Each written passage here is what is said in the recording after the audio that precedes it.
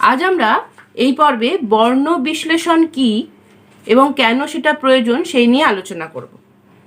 তোমরা দেখো এখানে যে বর্ণ বিশ্লেষণ করলে আমরা কি উপকার পাই।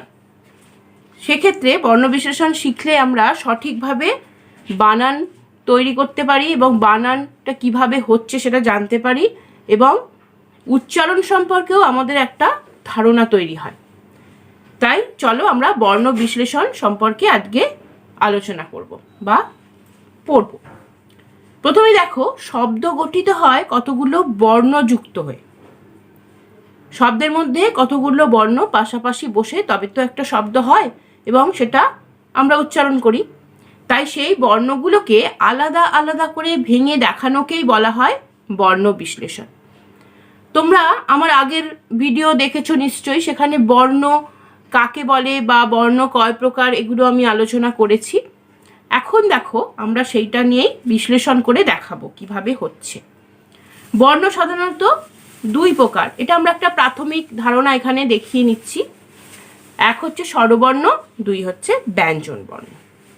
তোমাদের কয়েকটা জিনিস মনে রাখতে হবে। দেখো, প্রথমে হচ্ছে স্বরবর্ণগুলোকে কিন্তু কখনো বিশ্লেষণ করা যায় না, কারণ স্বরবর্ণ সম্পূর্ণ নিজে নিজেই উচ্চারণ হতে পারে।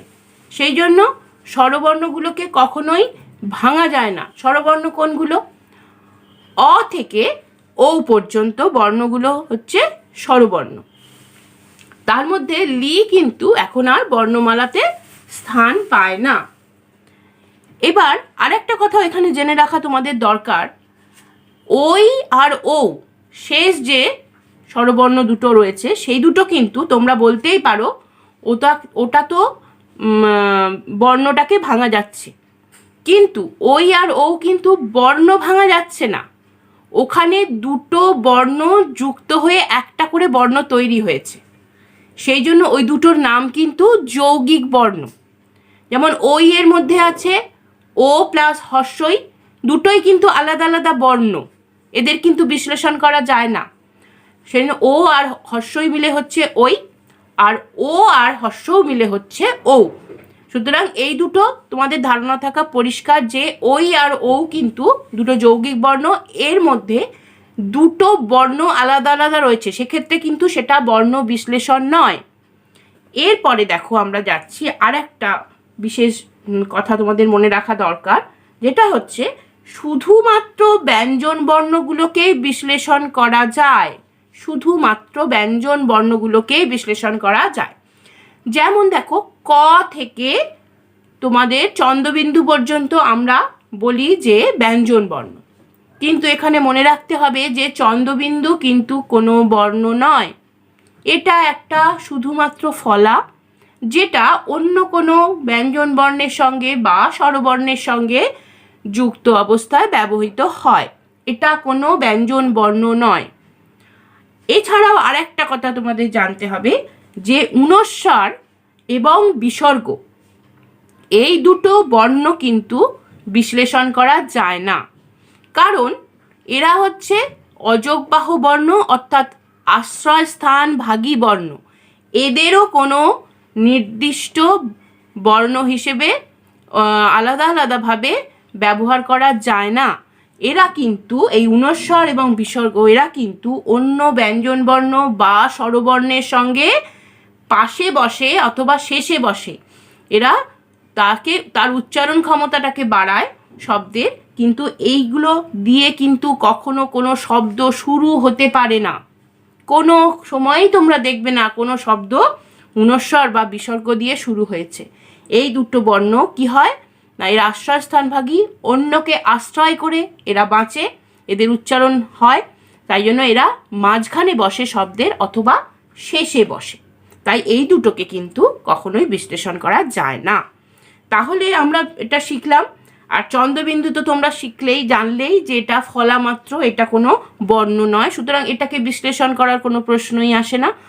এরপর দেখো, আমি তোমাদের এই যে কথাগুলো বললাম সেইগুলো তোমরা ভালো করে দেখবে এবং এর পরবর্তী পর্যায়ে আমরা যাব কতগুলো যুক্তাক্ষর বিহীন শব্দ।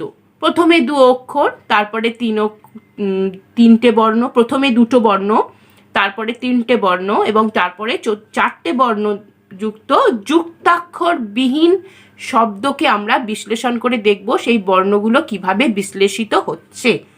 এতক্ষণ আমি তোমাদের বর্ণ বিশ্লেষণের প্রাথমিক যে নিয়মগুলো সেগুলো তোমাদের কাছে আলোচনা করলাম। আশা করি তোমরা সেগুলো মনে রাখবে এবং সেইগুলো মনে রেখেই আমরা পরবর্তী বর্ণ বিশ্লেষণের মূল অংশে প্রবেশ করব। অর্থাৎ কিভাবে বর্ণ বিশ্লেষণ হচ্ছে সেটা আমি তোমাদের হাতে কলমে এখন করে দেখাচ্ছি, আর তোমরাও তোমাদের খাতা পেন্সিল নিয়ে রেডি হও এবং দেখো সেটা নিজেরাই কি সুন্দর তোমরা করে ফেলতে পারছো। দেখো প্রথমে এখানে রয়েছে একটা শব্দ অজ। অজ মানে হচ্ছে ছাগল। অজ মানে কি বলো তো? দেখো আমি ব্র্যাকেট এখানে তোমাদের লিখে দিচ্ছি। অজ মানে হচ্ছে ছাগল, অর্থাৎ ইংলিশে যাকে বলে গোট। এইবার এইটাকে আমরা বিশ্লেষণ করব। প্রথমে কি আছে? প্রথমে আছে অ। অটা কি? স্বরবর্ণ। অর্থাৎ স্বরবর্ণকে কি ভাঙা যায়? আমি তো তোমাদের আগেই বলেছি স্বরবর্ণকে কখনো বিশ্লেষণ করা যায় না, তাই আমাদের লিখে নিতে হবে প্রথমে অ। অটা লিখে নিলাম। এরপরে দেখো রয়েছে পরের বর্ণ কি? বর্গীয় জ। বর্গীয় জটা কি? ওটা ব্যঞ্জন বর্ণ, অর্থাৎ বর্গীয় জকে কিন্তু আমরা ভেঙে ফেলতে পারবো, অর্থাৎ বিশ্লেষণ করতে পারবো। কেমন উচ্চারণ হচ্ছে দেখো, আমরা বলছি অজ। জয়ের পরে কিন্তু আমরা কি করছি না, একটা অ বলে টান দিচ্ছি। অর্থাৎ তোমাদের সবসময় জানতে হবে যে ব্যঞ্জন বর্ণ কিন্তু স্বরবর্ণের সাহায্য ছাড়া কখনোই উচ্চারিত হতে পারে না। সব সময় এটা মনে রাখতে হবে যে ব্যঞ্জন বর্ণের মধ্যে কিন্তু স্বরবর্ণ সবসময় লুকিয়ে থাকে। যেহেতু অকার অর্থাৎ অ এর সঙ্গে লুকিয়ে থাকে, সেই জন্য আমরা অকারের কোনো চিহ্ন হয় না বলে আমরা অকারটাকে দেখতে পাই না। তাই আমাদের এখানে ধরে নিতে হবে যে জানতে হবে যে বর্গীয় জর সঙ্গে কিন্তু অটা জুড়ে আছে। অর্থাৎ এবার আমরা যদি ভাঙি তাহলে কি দেখতে পাবো? অ যুক্ত এই যে বর্গীয় জ হসন্ত প্লাস অ। তাহলে কেন হলো? এই বর্গীয় জয়ের সঙ্গে কিন্তু অটা এখানে লুকিয়ে আছে, সেইটা আমরা ভেঙে দেখিয়ে দিলাম। এইটাই হচ্ছে বর্ণ বিশ্লেষণ। আর তোমাদের প্রশ্ন হতে পারে যে আমি এখানে একটা হসন্ত দিলাম কেন? কেন দিলাম হসন্তটা? নিশ্চয়ই কোনো কারণ আছে। অবশ্যই এখানে দেখো বর্গীয় জটা কিন্তু একটা সম্পূর্ণ নিজস্ব একটা বর্ণ। যেই আমি এটা একটা ব্যঞ্জন বর্ণ, যেই আমি এই বর্গীয় জ থেকে স্বরবর্ণ অর্থাৎ এই অটাকে আলাদা করে নিলাম, মানে এর কাছ থেকে কেড়ে নিলাম, তখন কিন্তু বর্গীয় জ একা হয়ে গেল এবং বর্গীয় জয়ের উচ্চারণটা তখন কিন্তু বর্গীয় জ হবে না, বর্গীয় জ অ, এই অটা টানটা হবে না। তখন কি হবে? বর্গীয় জ হাফ উচ্চারণ হবে। তখন বর্গীয় জয়ের উচ্চারণটা অর্ধেক হবে। অর্থাৎ যেহেতু আমি ব্যঞ্জন বর্ণ থেকে যখন আমরা স্বরবর্ণটাকে আলাদা করে নেব, তখন কিন্তু ব্যঞ্জন বর্ণটার হাফ উচ্চারণ হবে। অর্থাৎ আমাকে সঙ্গে সঙ্গে এই হসন্ত চিহ্নটা তলায় দিতে হবে। এই হসন্ত চিহ্ন মানে কোনো বর্ণ অর্ধেক উচ্চারিত হওয়া বা অর্ধেকটা আমরা সেটার উচ্চারণ করব। জ টানবো না, জ বলে ছেড়ে দেব। এইভাবে আমরা অজ শব্দটার বর্ণ বিশ্লেষণ করলাম। এবার দেখো তোমরা পরের শব্দটা কি রয়েছে? বক। বক তোমরা জানো বক কি? বক এক ধরনের পাখি, একটা বকের একটা পাখির নাম বক। তো সেইটাকে যখন আমরা বিশ্লেষণ করছি কিরমভাবে হবে? এটা কি বর্ণ? এটা হচ্ছে ব্যঞ্জন বর্ণ। অর্থাৎ এখানে ব এর সঙ্গে অ কিন্তু জুড়ে আছে, সেটা আমরা দেখতে পাচ্ছি না, ওটা লুকিয়ে আছে। তাহলে ব, তাহলে এবার আমরা ভাঙবো। তাহলে ব প্লাস কি করব? অ।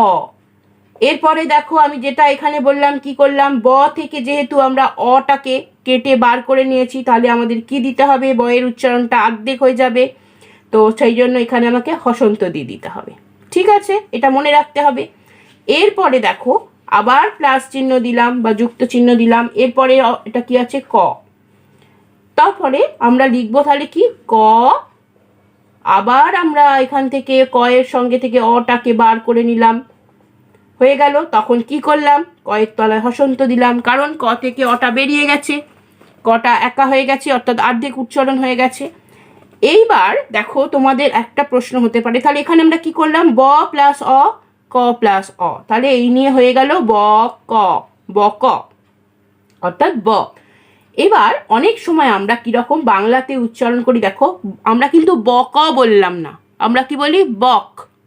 কটাকে অর্ধেকটা বলে আমরা ছেড়ে দিই। সেক্ষেত্রে ব্যাকরণগতভাবে যদি হয়, তখন আমাদের দেখতে হবে এই যে অটা রয়েছে, এই অটাকে আমরা কি করছি না, এটাকে আমাদের বন্ধনীর মধ্যে দিয়ে দেওয়া হলো। কারণ যদি আমি এই অটাকে এখানে ভেঙে দেখাই, তাহলে এখানে দেখাচ্ছে বক। আবার যদি আমি বক কথাটা উচ্চারণ করে ছেড়ে দিই, তার মানে কটাকে আমি কি করলাম না, অর্ধেক উচ্চারণ করে ছেড়ে দিলাম। সেক্ষেত্রে আমরা এই অটাকে লিখতেও পারি বা নাও লিখতে পারি, কিন্তু ব্যাকরণগতভাবে হলে কিন্তু এইটা আমাদের লেখা উচিত। কিন্তু উচ্চারণগতভাবে যদি আমরা বলি, তখন কিন্তু আমাদের না লিখলেও চলে, তখন কিন্তু এই হসন্ত দিয়ে আমরা ছেড়ে দেব, বক, বক বলবো। বোঝা গেল? তাহলে অবশ্যই মনে রাখতে হবে যে ব্যাকরণগতভাবে যদি আমরা শুদ্ধভাবে লিখতে চাই, তাহলে কিন্তু আমাদের এই যে যুক্ত অ লাস্টের যেটা বক, ক এর পরে অটা আছে, সেটা উচ্চারণটা কিন্তু লিখে দিতে হবে। আর যদি উচ্চারণ অনুযায়ী যদি আমরা বর্ণটাকে বিশ্লেষণ করি, শেষের বর্ণটাকে, বর্ণটাকে, তাহলে কিন্তু আমাদের এইটা না দিলেও চলবে, সেটা স্থান অনুযায়ী আমরা ব্যবহার করব। এরপর দেখো রয়েছে এখানে কলম, এখানে আমরা 3টে বর্ণ দেখতে পাচ্ছি। তাহলে কিভাবে করব, তোমরা শিখলে নিজেরা করতেও থাকো। দেখো ক প্লাস অ, ক এর সঙ্গে অ জুড়ে আছে, ক এর তলায় কি দিলাম, কেটে দিলাম অকে, যেই হসন্ত দিয়ে দিলাম। তারপরে আবার কে আছে, ল, ল প্লাস অ, লকে কেটে নিয়েছি অ, সেই জন্য লয়ের তলায় হসন্ত পড়ে গেল। এরপরে ম, ম প্লাস অ, তোমরা এই অটাকে দিতেও পারো অথবা না দিলেও পারো।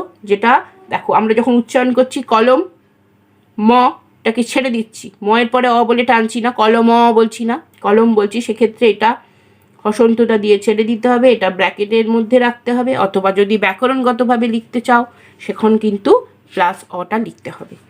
তো সেইভাবে আমরা যে স্থানে যেরকমভাবে ব্যবহৃত হয়, অনেক বইতে এটা থাকে, অনেক বইতে আবার এটাকে উজ্জ্বল থাকে, সেক্ষেত্রে সেইভাবে আমরা শিখলাম।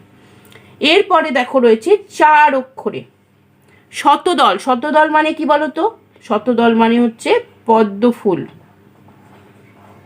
পদ্ম। তাহলে এটাকে যদি আমরা বিশ্লেষণ করি কি হবে, কিরকম হবে, তালিবস্য প্লাস অ, যেই তালিবস্বর অ চলে গেল, হসন্ত পড়ে গেল, প্লাস ত প্লাস অ, তয় হসন্ত পড়ল, দ প্লাস অ প্লাস ল প্লাস অ। তোমাদের আগের পদ্ধতিটাও দেখতে পারো তোমরা, এই যে এইটাকে শতদল, কিন্তু ব্যাকরণগতভাবে আমি লিখলাম। এই গেল তোমাদের যুক্তাক্ষর বিহীন, মানে যুক্তাক্ষর নেই সেই রকম ধরনের শব্দের বর্ণ বিশ্লেষণ। এরপর দেখো আমরা আরেকটা যাচ্ছি কিভাবে, একটু অন্যরকম, বৈশাখ। বৈশাখ মাস তোমরা জানো, বাংলা মাসের প্রথম মাস, বাংলা বছরের প্রথম মাস হলো বৈশাখ। তো বৈশাখটাকে আমরা কিভাবে ভাঙবো, এখানে দেখো কি রয়েছে, প্রথমে রয়েছে বই, তার মানে হচ্ছে ব প্লাস, যেহেতু এখানে ঐকার রয়েছে, বয়ের সঙ্গে ঐকার, ঐকার হচ্ছে একটা স্বরবর্ণ, তোমরা জানো, বই, বৈশাখ হচ্ছে বয়ের সঙ্গে ঐকার দেওয়া রয়েছে। তাহলে আমরা কি করব, এখানে দেখো, তাহলে আমরা অটাকে কিন্তু এখানে আর দেখবো না, যেহেতু ঐকার দেওয়া রয়েছে সঙ্গে, সেই জন্য আমরা অটাকে আর ধরবো না। এবার এই জন্য ব লিখলাম, হসন্ত দিলাম। এবার ঐকার, এবার ঐকারটাকে আমরা বর্ণ হিসেবে লিখে নিলাম, এখানে কিন্তু চিহ্ন হিসেবে দেওয়া রয়েছে, কার হিসেবে দেওয়া রয়েছে। তোমরা এটা নিশ্চয়ই জানো যে স্বরবর্ণগুলো কার হিসাবে ব্যঞ্জন বর্ণের সঙ্গে যুক্ত অবস্থায় হয় বসে বানান তৈরির জন্য।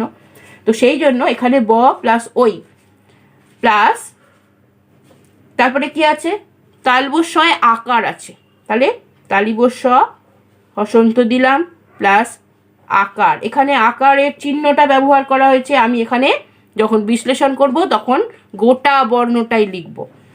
তারপরে রয়েছে খ, খ প্লাস অ। এটা তোমরা এই যে বললাম যে নিয়মটা আমি আগে বললাম সেটা হিসেবেও ব্যবহার করতে পারো। তাহলে কি হলো, বৈশাখ। আবার আমি দেখো এইটাকেও কিন্তু আবার ভেঙে দিতে পারি। এই ওইটা কিন্তু কিভাবে হয়েছে, ও যুক্ত হস্যই, এই দুটো মিলিয়ে কিন্তু ওই হয়েছে। তোমরা নিশ্চয়ই জানো এটা যৌগিক স্বর, যৌগিক বর্ণ ওইটা।